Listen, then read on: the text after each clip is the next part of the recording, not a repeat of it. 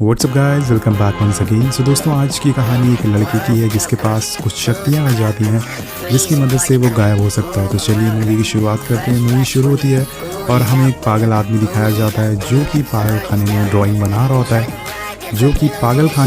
Drawing बना रहा होता है वो एक शहर का नक्शा बना रहा होता है और तभी उसकी मौत हो जाती है। और फिर हमें दिखाया जाता है कि जो आदमी ये नक्शा बनवा रहा था वो किसी को ढूंढ रहा है और ये सीन यहीं पर कट हो जाता है। अब हम एक बच्चे को देखते हैं जिसका नाम होता है माइकल, या फिर हम इसको माइक भी बुला सकते हैं। माइकल को आज स्टेला की पार्टी में जाना है और स्टेला उसकी क्लासमेट है जिससे वो बहुत ही ज़्यादा लाइक करता है। उससे वो बात करने की कोशिश करता है, लेकिन माइकल बहुत ही शाई है और जब भी वो उससे बात करने की कोशिश करता है उसके साथ कुछ ना कुछ गलतियाँ हो जाती है। इसलिए वो चुपचाप उसकी वीडियोज़ बनाता है और उन्हें छुप कर देखता है। अब क्लासरूम का सीन हम देखते हैं जहाँ पर एक ऑफिसर इनके स्कूल में आती है और यहाँ हमें पता चलता है कि इनका ही एक क्लासमेट जिसका नाम है मार्टिनो, वो 2 दिन से गायब है। इसलिए ऑफिसर उसे ढूंढ रहे हैं और यहाँ हमें एक और बात पता चलती है कि ये ऑफिसर माइकल की मॉम है। इसका मतलब माइकल की मॉम एक पुलिस वाली है।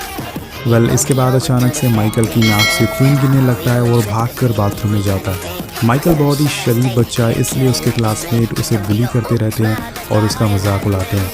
और माइकल इन बच्चों से परेशान हो चुका है। वो किसी तरह से इनको सबक सिखाना चाहता है, लेकिन वो ऐसा कैसे करे उसे पता नहीं चल रहा है। और अब रात में स्टेला की पार्टी में जाने के लिए वो एक कॉस्ट्यूम शॉप में जाता है जहाँ पर उसे अलग अलग तरह की भूतिया कॉस्ट्यूम दिखाई देती है। लेकिन वो कॉस्ट्यूम वाले का बच्चा वहाँ पर उसके पास आता है और एक चाइनीज़ सुपर हीरो का कॉस्ट्यूम देता है। माइकल उससे पूछता है कि इस सुपर हीरो की क्या पावर्स है और वो बताता है कि समय आने पर तुम्हें पता चल जाएगा।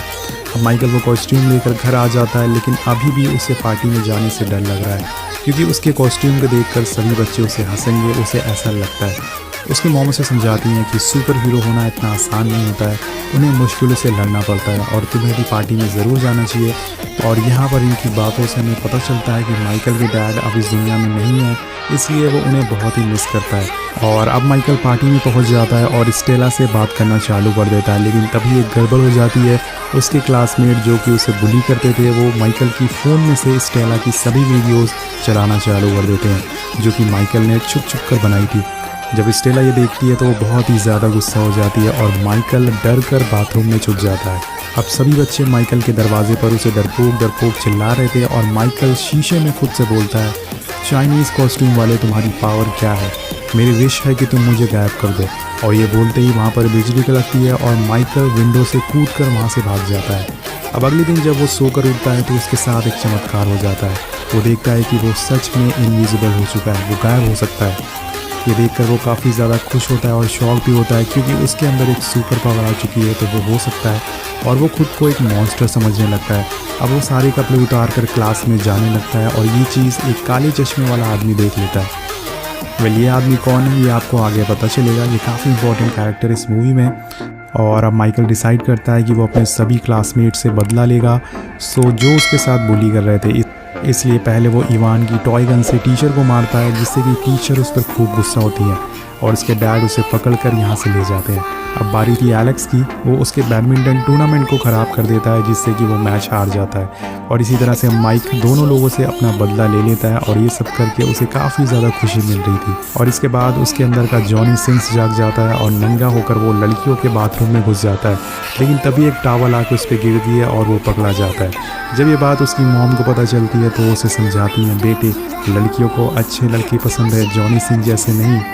और इसके बाद हमें पता चलता है कि अब एलेक्स भी स्कूल से गायब हो चुका है और इन दोनों बच्चों ने घर से जाने से पहले एक वीडियो बनाया था कि वो अकेले रहना चाहते हैं, उन्हें ढूंढने की कोशिश ना की जाए, वो अकेले अपनी ज़िंदगी बिताना चाहते हैं। मैं आपको बता दूं कि इनकी एज अभी 13 से 14 साल है और ये अकेले ज़िंदगी जीना चाहते हैं। यहाँ पर दोस्तों ये सब देखकर स्कूल वाले एक साइकेट्रिस्ट को बुलाते हैं और जो कि बच्चों को समझाने लगता है कि इस एज में हमें लगता है कि हमारे घर वाले हमारे खिलाफ़ हैं और हमें घर से भाग जाना चाहिए, लेकिन ऐसा सोचना गलत है। बोले यहाँ पर वो कहानी सुनाना चालू कर देता है और इसी बीच हम देखते हैं कि माइकल फिर से गायब होने लगा है। वो तुरंत ही क्लास से भागकर अपने घर पहुंच जाता है और अब माइकल की छोटी बहन को भी पता चल जाता है कि माइकल के अंदर पावर है। वो अपने भाई को सुपर हीरो कहकर बुलाती है। अब माइकल और उसकी बहन को लगता है कि ये शक्तियाँ उसे कॉस्ट्यूम से मिली है क्योंकि जब से उसने उसे पहना है वो गायब हो सकता है। और और इसके बाद माइकल अपनी मॉम के सामने गायब हो जाता है और यहाँ पर उसे एक और राज की बात पता चलती है कि माइकल अपनी मॉम का असली बेटा नहीं है, उसे अडॉप्ट किया गया है। तो ये जानकर माइकल थोड़ा दुखी हो जाता है और तभी उसकी मॉम को उसके होने का एहसास होने लगता है, लेकिन वो उसे देख नहीं पाती है। वेल, इस सीन के बाद हम माइक को झूला झूलते हुए देखते हैं और ये ट्रेसा भी देख लेती है। तो ट्रेसा को भी पता चल जाता है कि कोई आदमी है जो कि इनविजिबल है। वो उसे ये नहीं पता होता कि ये आदमी माइक है। माइक उसे बताता है कि वो एक एंजल है और दोनों की दोस्ती होना चालू हो जाती है। इसी रात हम देखते हैं कि माइक ट्रेसा से मिलने जाता है और ट्रेसा भी उसे लाइक करने लगी थी, इसलिए दोनों किस करते हैं और माइक डिसाइड करता है कि वो ट्रेसा को सच बता देगा कि वही इनविजिबल बॉय है। अब ये बताने के लिए वो उससे मिलने जाता है, लेकिन तभी एक कोई अनजान आदमी ट्रेसा को अगवा करके वहाँ से ले जा रहा था। माइक उसे बहुत कोशिश करता है बचाने की, लेकिन वो ऐसा नहीं कर पाता है। वो आदमी काफ़ी हट्टा कट्टा था और वो यहाँ से ट्रेसा को उठा कर ले जाता है और अगले पल यहाँ पर पुलिस की टीम आ जाती है जो कि माइक का बयान दर्ज करती है। इसके बाद जब ट्रेसा की आँख खुलती है तो वो खुद को किसी एक्सपेरिमेंट रूम में पाती है। ये लोग वही होते हैं जिसे कि हमने मूवी की शुरुआत में देखा था, लेकिन इन साइंटिस्ट को पता चलता है कि ट्रेसा एक नॉर्मल बच्ची है और उसके अंदर कोई पावर नहीं है। एक्चुअल में दोस्तों ये लोग माइकल को ढूंढ रहे थे क्योंकि वो गायब हो सकता था। तब इनको ट्रेसा के बारे में पता चल जाता है, इसलिए वो उसे एक रूम में छोड़ देते हैं जहाँ पहले से 2 और बच्चे मौजूद होते हैं जो कि स्कूल से गायब हुए थे। अब यहाँ पर माइकल डिसाइड करता है कि वो ट्रेसा को बचाएगा, लेकिन जब वो उस कॉस्ट्यूम को पहनने जाता है तो वो देखता है कि उसकी मॉम ने वो कॉस्ट्यूम धो दिया है, उसकी पावर चली गई है। अब इस बात से वो अपनी मॉम पर खूब चिल्लाता है और ये भी बोलता है कि वो उसकी असली माँ नहीं है और गुस्से में वहाँ से भागकर एक समुंदर के किनारे बैठ जाता है। उसकी मॉम ये सब सुनकर काफ़ी ज़्यादा उदास हो जाती हैं और इमोशनल हो जाती हैं। अब इसके बाद हम देखते हैं कि वही आदमी माइकल के पास आता है जिसने काला चश्मा पहन रखा था। अब माइकल उससे पूछता है कि तुम कौन हो। वो बताता है कि मेरा नाम आंद्रे है, मैंने तुम्हारे दोस्तों को गायब नहीं किया है। यहाँ हमें पता चलता है कि माइक को ये सुपर पावर कहाँ से मिली। एक्चुअल में दोस्तों आंद्रे के अंदर भी सुपर पावर होती है, वो लोगों को दिमाग को पढ़ सकता है और यहाँ तक कि उनकी यादों को भी मिटा सकता है। और यहाँ पर आंद्रे एक राज रिवील करता है कि माइक आंद्रे का ही बेटा है। जी हाँ दोस्तों, माइक के अंदर पावर इसलिए आई थी क्योंकि आंद्रे के अंदर पावर थी। अब ये कैसे हुआ ये आपको अभी पता चलेगा। यहाँ पर आंद्रे अपनी कहानी बताना चालू कर देता है कि उसका जन्म रशिया में हुआ था और वो एक नॉर्मल ज़िंदगी जीता था, लेकिन एक दिन सभी कुछ बदल गया। रशिया में एक परमाणु हमले की वजह से सब कुछ नष्ट हो गया। इसमें बहुत सारे लोगों की जान चली गई, लेकिन कुछ लोग ऐसे भी थे जिसके डीएनए में बदलाव आने लगे और वो स्पेशल बन गए। रेडिएशन की वजह से उन्हें कुछ पावर्स मिली और ये देखकर सेना को ऐसे लोगों में दिलचस्पी होना चालू हो गई। सेना का एक लीडर था जिसका नाम था डिवीजन। उसने सभी लोगों को इकट्ठा किया जिसमें ऐसी सुपर पावर थी और एक आर्मी बनाई। गाइस, इन्हीं स्पेशल लोगों में से एक आदमी होता है जो कि चीज़ों को स्मेल करके पता कर सकता है कि वो कहाँ पर है, और इसी आदमी को हमने मूवी की शुरुआत में देखा था। लेकिन सबसे ज़्यादा इन लोगों को आंद्रे में इंटरेस्ट था क्योंकि वो दिमाग को पढ़ सकता था। लेकिन इस पावर को यूज़ करने का साइड इफ़ेक्ट भी था। ये लोग जितना इस पावर को यूज़ करते थे, पावर्स उनको उतना अंदर से कमज़ोर करती थी और इसलिए सभी लोग धीरे धीरे कमज़ोर होना चालू हो गए और इसी तरह से आंद्रे की भी आँखें कमज़ोर होने लगी। लेकिन आंद्रे बताता है कि एक दिन उसे कैंप में एक लड़की मिली जिसका नाम था येलेना। येलेना उसे पसंद करने लगी और वो भी येलेना को काफ़ी पसंद करने लगा, इसलिए दोनों एक साथ हो गए और येलेना ने एक बच्चे को जन्म दिया। ये बच्चा स्पेशल था क्योंकि ये सुपर पावर इंसान का बच्चा था। लेकिन डिवीज़न के लोग नहीं चाहते थे कि ये बच्चा येलेना और आंद्रा के पास रहे, इसलिए वो उस बच्चे को उनसे दूर ले जाने लगे और तभी इन दोनों ने डिसाइड किया कि ये अपने बच्चे को किसी कैद में नहीं रखेंगे और ये दोनों वहाँ से भागने लगे अपने बच्चे को लेकर। लेकिन डिवीज़न के लोग भी इनके पीछे थे, इसलिए आंद्रे और माइकल की जान बचाने के लिए येलेना ने अपनी जान गंवाकर दोनों की जान बचाई।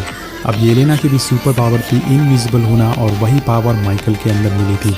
अब इसके बाद आंद्रे माइक को सेफ रखना चाहता था, इसलिए उसने उस पुलिस वाले के घर के बाहर उसे रख दिया जो कि आज उसकी मॉम है, क्योंकि आंद्रे ने उसका दिमाग पढ़ लिया था और उसे पता चल गया था कि ये एक अच्छी औरत है। तब से माइकल वहाँ पर है और माइक को फाइनली पता चल जाता है कि ये पावर्स उसके अंदर है, ना कि उस सूट में है। इसी जगह पर हम देखते हैं कि एक आदमी मछली पकड़ रहा होता है और वो सोचता है कि आंद्रे उस बच्चे को अगवा करने आए इसलिए आंद्रे उसकी भी मेमोरी मिटा देता है और थोड़ी देर में यहाँ पर माइकल की मॉम आ जाती हैं और माइक उन्हें सॉरी बोलता है क्योंकि अब उसे सारी सच्चाई पता चल चुकी है। वो बोलता है कि मैं अब कभी घर से नहीं भागूंगा। और इसके बाद जब वो घर पर होता है तो वही डॉक्टर जो कि साइकियाट्रिस्ट था, वो डॉक्टर माइक से उसकी शक्तियों के बारे में पूछने लगता है, मतलब उसे सारी सच्चाई पता है। माइक उसे गुमराह करने की कोशिश करता है लेकिन वो उसे पकड़ लेता है, लेकिन माइक फिर भी अपना दिमाग लगाता है और यहाँ से भाग जाता है। अब रास्ते में उसे अपना क्लासमेट इवान मिलता है जो कि उसे बुली करता था, तो वो उसकी स्कूटी पर बैठकर यहाँ से भागकर एक सेफ जगह पर पहुँच जाता है। तो इधर हम ट्रेसा और उसके दोस्तों को देखते हैं जो कि यहाँ से भागने की ट्राई कर रहे थे और ट्रेसा ऊपर चढ़कर देखती है कि उन्हें एक बहुत बड़े शिप में कैद करके रखा गया है और ट्रेसा को यहाँ एक बहुत बड़ी स्पॉटलाइट भी दिखती है। वो उसे जला देती है जिसकी रोशनी दूर तक जाती है और माइक इसे देखकर उसे पता चल जाता है कि ट्रेसा कहाँ पर है। वो उसे बचाने के लिए शिप में घुस जाता है और बड़ी चालाकी से सभी गार्ड को बेवकूफ़ बना देता है और अब माइक कंट्रोल रूम में पहुंच चुका है। इधर माइक के गायब होने से उसकी मॉम फिर से परेशान होने लगती हैं और आंद्रे उनके पास जाता है और उन्हें बताता है कि माइक कहाँ है उसे पता है, जिसके बाद ये दोनों भी उसे बचाने के लिए निकल जाते हैं। और इधर डॉक्टर माइक को पकड़ने के लिए ट्रेसा को कैद करके एक रूम में बंद कर देता है, लेकिन माइक उसे बचा लेता है और यहाँ से निकलने के लिए बोलता है। ट्रेसा बोलती है कि एक और आदमी है जिसे कि इन लोगों ने कैद करके रखा है, तो वो उसे बचाने जाती है और माइक उसे बंदूक देता है उसकी सेफ्टी के लिए। लेकिन जब ट्रेसा वापस आती है तो वो बंदूक माइक के ऊपर ही तान देती है और ये बात माइक समझ नहीं पाता। वो पूरी तरह से शॉक हो जाता है और फिर हमें पता चलता है कि इस गेम का मास्टरमाइंड कौन है। ये एक बूढ़ा आदमी होता है जो कि चल नहीं सकता है। इसकी पावर होती है लोगों को छू कर उनको कंट्रोल करना और उसने ही डॉक्टर को कंट्रोल किया था ताकि वो माइक पर नज़र रख सके। यहाँ तक कि उसने ट्रेसा को भी कंट्रोल किया था, इसलिए ट्रेसा ने उस पर बंदूक तान दी थी। अब डिवीजन के लोग माइकल को लेकर एक सबमरीन से रशिया की तरफ जाने लगते हैं और उसकी मॉम जब तक उसे बचाने की कोशिश करती है, माइकल यहाँ से निकल चुका था और ये जगह धमाके से उड़ जाती है। अब वो बूढ़ा आदमी माइक को और उकसाता है और उसे अपनी पावर यूज़ करने के लिए कहता है। वो उसे और ज़्यादा गुस्सा दिलाता है और बोलता है कि तुम ट्रेसा की जान बचाने के लिए क्या कर सकते हो। इस बात से माइकल बहुत ही ज़्यादा गुस्से में आ जाता है और वो अपनी पूरी पावर का यूज़ करना चालू कर देता है। इससे आसपास की चीज़ें टूटने लगती है जिनसे सभी गार्ड घायल हो जाते हैं और माइक उस बूढ़े आदमी को एक रूम में बंद कर देता है, जिसके बाद ये दोनों सबमरीन को पानी से बाहर निकालते हैं और यहाँ दोनों की जान बच जाती है। और अब माइकल इन सभी को अपनी पावर दिखाता है जिससे कि सभी लोगों को पता चल जाता है कि माइक स्पेशल है। लेकिन आंद्रे नहीं चाहता कि ये बात किसी को पता चले, इसलिए वो माइक से बोलता है कि मुझे सभी की यादें मिटाना होगा और वो ऐसा ही करता है। कुछ ही सेकंड में वो सभी की यादें मिटा देता है और किसी को कुछ भी याद नहीं होता है कि पिछली रात क्या हुआ था, उसे किसने बचाया। और सभी को लगता है कि माइकल के मॉम ने सभी बच्चों को बचाया है, इसलिए सभी की नज़रों में वो हीरो बन जाती हैं और सिर्फ माइकल की बहन को पता होता है कि वो गायब हो सकता है। जब माइक दोबारा स्कूल जाता है तो वही इवान और एरिक उसे परेशान करने की कोशिश करते हैं, लेकिन माइक अब बदल चुका है। वो उनको डरा कर उनकी बोलती बंद कर देता है और लास्ट में हम देखते हैं कि येलेना अभी भी जिंदा होती है। जी हाँ दोस्तों, वो अपनी बेटी नताशा को ढूंढ रही है। नताशा कौन है? वेल, आपको बता दूं कि माइक की एक बहन भी है जिसका नाम नताशा होता है। हमें दिखाया जाता है कि आंद्रे ने नताशा और माइकल को अलग अलग जगह पर छोड़ा था ताकि वो दोनों सेफ रह सकें। और अब येलेना को पता चल चुका है कि नताशा कहाँ है, जिसके बारे में हमें अगले मूवी में पता चलेगा। तो अगली मूवी देखने के लिए सब्सक्राइब ज़रूर करिएगा। मिलते हैं आपसे वीडियो में। Thank you so much watching. Peace out.